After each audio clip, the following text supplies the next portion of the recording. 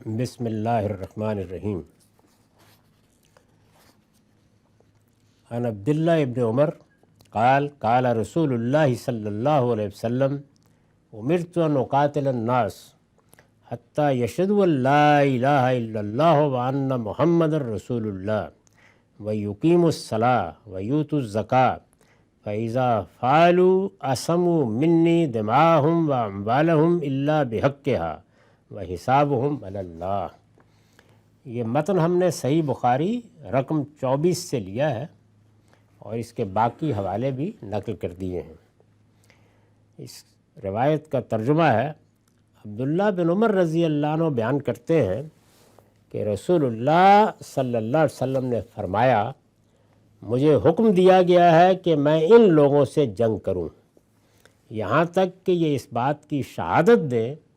کہ اللہ کے سوا کوئی الہ نہیں، اور اس بات کی شہادت دیں کہ محمد اللہ کے رسول ہیں، اور نماز کا اہتمام کریں اور زکوٰۃ ادا کریں۔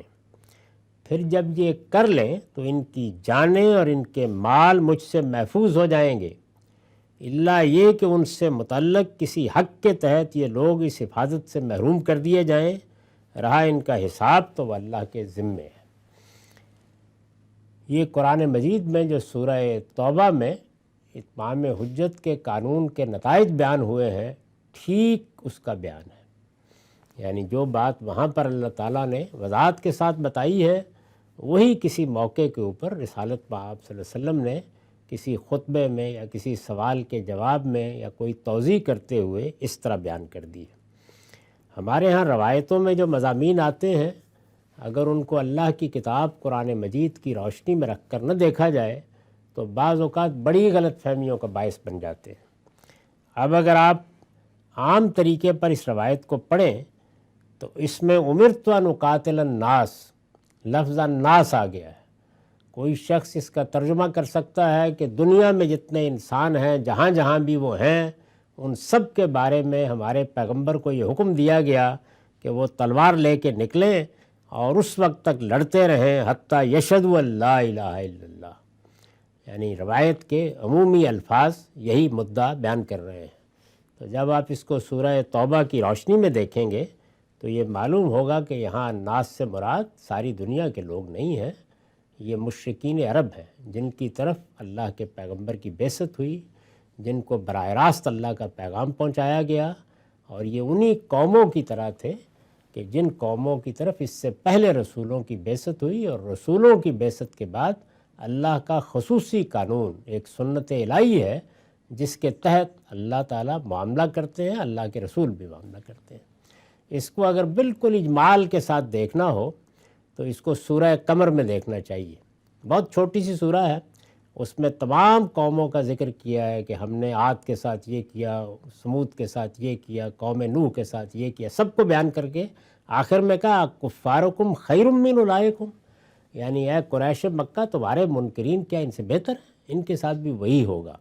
تو اللہ کے رسولوں کے مخاطبین کے ساتھ جو معاملہ ہے وہ یہ رسول اللہ یہاں بیان فرما رہے ہیں۔ چنانچہ میں ان لوگوں سے جنگ کروں، یہ ترجمہ کرنا چاہیے۔ الناس کا لفظ جو ہے یہ جس طرح عربی زبان میں استعمال ہوتا ہے، ہماری اردو میں بھی ایسے ہی ہو جاتا ہے۔ یعنی آپ لوگ کا لفظ، لوگوں کا لفظ ایسے ہی بعض اوقات اپنے قریبی احباب کے لیے استعمال کر رہے ہوتے ہیں، بعض اوقات اپنی قوم کے لیے استعمال کر رہے ہوتے ہیں، بعض اوقات ساری دنیا کے لیے۔ تو ان سب چیزوں کے لیے قرینے چاہیے ہوتے ہیں۔ تو میں نے لکھا ہے کہ اصل میں اقاتل الناس کے الفاظ ہیں، امرت ان اقاتل الناس۔ اس روایت کو قرآن کی روشنی میں دیکھا جائے تو صاف واضح ہو جاتا ہے کہ اس میں الناس پر الف لام عہد کا ہے۔ یعنی یہ الف لام جو ہے یہ جیسے دی آتا ہے انگریزی زبان میں، تو یہ عہد کو بیان کرتا ہے۔ اس سے مخاطب کے لحاظ سے، مخاطب کے لحاظ سے بعض اوقات خاص خاص گروہ مراد ہوتے ہیں، جیسے سورہ بقرہ کی بالکل ابتدا میں جو مدینے میں یا یثرب میں اس وقت مشرکین ہیں، صرف ان کو خطاب کیا، وہاں بھی الناس ہی کا لفظ آیا۔ لہذا مشرکین عرب مراد ہے جن میں رسول اللہ صلی اللہ علیہ وسلم کی بعثت ہوئی اور جن کی طرف آپ خدا کی عدالت بن کر آئے تھے۔ تمام پیغمبروں کی دو حیثیتیں ہیں، ایک یہ کہ وہ اپنی قوموں کے لیے، اپنے براہ راست مخاطبین کے لیے، اپنے زمانے کے لیے جس میں وہ آتے ہیں، خدا کی عدالت بن کے آتے ہیں، اور جو ہدایت وہ لے کر آتے ہیں وہ عالمگیر ہوتی ہے، اس سے سب فائدہ اٹھاتے ہیں، وہ سب کے لیے اللہ کی نعمت ہوتی ہے، اور وہ آتے ہیں تو گویا اتمام نعمت کر دیتے ہیں، نعمت کو پورا کر دیتے ہیں، اس سے ہر ایک کو فائدہ اٹھانا چاہیے۔ اسی وجہ سے یہ بھی ایک بالکل غلط فہمی ہے کہ پہلے پیغمبروں کا دین یا ان کی شریعت ان کی قوموں کے لیے تھی، ہرگز نہیں۔ اللہ کی شریعت میں مختلف نوعیت کے احکام ہوتے ہیں، بعض کسی کے ساتھ خاص، بعض کسی موقع کے لیے، بعض وقتی تدبیر کے طور پر، بعض سد ذریعہ کے لیے، لیکن اس کا ایک بڑا حصہ عالمگیر صداقتوں پر اور عالمگیر ہدایت پر مبنی ہوتا ہے۔ تو یہاں پر بھی یہ واضح رہنا چاہیے کہ جن قوموں کی طرف وہ عدالت بن کر آتے ہیں، ہمارے لیے عدالت نہیں ہے، ہمارے لیے ہدایت ہے، نور ہے، روشنی ہے، ہم اس کو اختیار کرتے ہیں تو نتیجے کے طور پر دنیا میں بھی فلاح پاتے ہیں، آخرت میں بھی، لیکن ان کے لیے عدالت۔ اس میں جو آگے بات بیان کی گئی ہے کہ مجھے لڑنا ہے، یعنی میرے پاس تلوار دے دی گئی ہے، جیسے کہ اس سے پیچھے ایک روایت میں ہم پڑھ چکے ہیں، اور کب تک اس بات کی شہادت دے، حتیٰ یشہدوا، شہادت دیں کہ اللہ کے سوا کوئی الہ نہیں اور محمد صلی اللہ علیہ وسلم اللہ کے رسول ہیں۔ یہ اس پہلے جملے نے بتا دیا کہ جو سورہ توبہ میں لفظ استعمال ہوا ہے فَإِن تَابُوا، اس کا مطلب کیا ہے، وہاں پر بھی واضح ہے، لیکن یہ کہ یہاں رسول اللہ صلی اللہ علیہ وسلم نے اس کو کھول دیا کہ وہ کفر و شرک کی زندگی چھوڑیں اور یہ مان لیں کہ اللہ کے سوا کوئی معبود نہیں اور محمد صلی اللہ علیہ وسلم ہی اب دین کا تنہا ماخذ ہے، اب قیامت تک انہی کی بات ماننی ہے، اس بات کو قبول کر لیں۔ اور دوسرے کیا، نماز کا اہتمام کریں اور زکوٰۃ ادا کریں، وہاں بھی بالکل یہی الفاظ ہیں، فَإِن تَابُوا وَأَقَامُوا الصَّلَاةَ وَآتَوُا الزَّكَاةَ۔ چنانچہ میں نے لکھا ہے کہ یہ اس حکم کا حوالہ ہے جو سورہ توبہ کی آیات 5 اور 11 میں بیان ہوا ہے۔ مشرکین عرب کے لیے یہ خدا کے اس عذاب سے بچنے کی شرائط تھیں جو سنت الہی کے مطابق رسولوں کے مکذبین پر اسی دنیا میں آتا ہے۔ سب رسولوں کے لیے یہی شرائط رہی، یعنی ان کی قوموں کو بتایا جاتا رہا ہے، جب الٹیمیٹم دیا جاتا تھا، جیسے کہ نوح علیہ السلام نے جب کشتی بنانی شروع کی تو بتا دیا کہ اب بس اس کی تکمیل تک تمہارے لیے مہلت ہے، اس تک ایمان لاتے ہو تو بچ جاؤ گے، اور آخر میں بھی اپنے بیٹے سے یہ کہا کہ آ جاؤ، اگر تم ادھر آ جاتے ہو تو یہ تمہاری طرف سے گویا توبہ ہوگی، اور اس کے ساتھ